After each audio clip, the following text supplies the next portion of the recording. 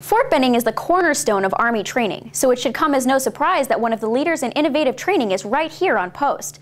The Army Reconnaissance Course not only trains elite recon scouts, but it does it in a new and effective way that may become the future of Army training.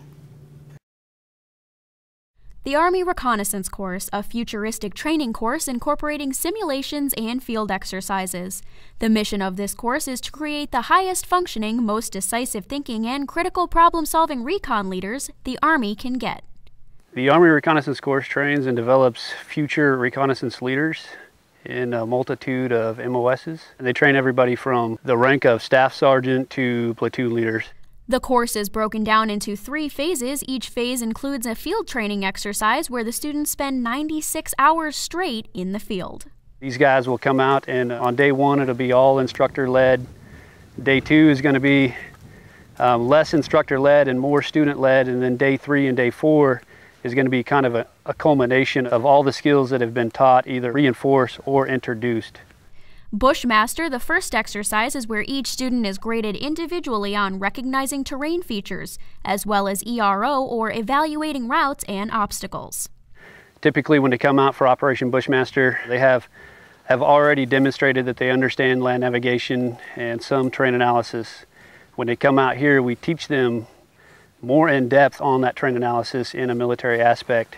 Operation Bushmaster allows the instructors to teach the students not only how to execute their mission and find their objective, but how to plan that mission down to even the smallest detail. So when they come out here, we teach these guys to plan and choose routes to get them from one point to another, while taking into considerations, some of their leader attributes and some of those skills that they've been taught prior to coming here.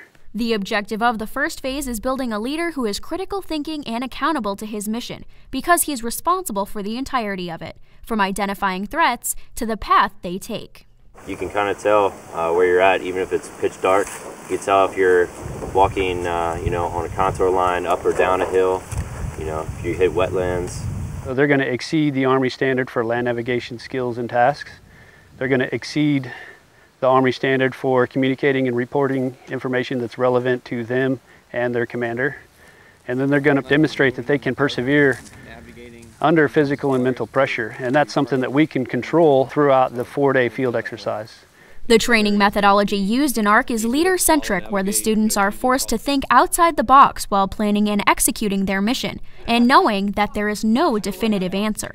Here we focus on adaptive soldier leader training and education methodology, which provides us the ability to develop agile and adaptive leaders. They leave here and they become creative thinkers and critical thinkers in their tasks and skills.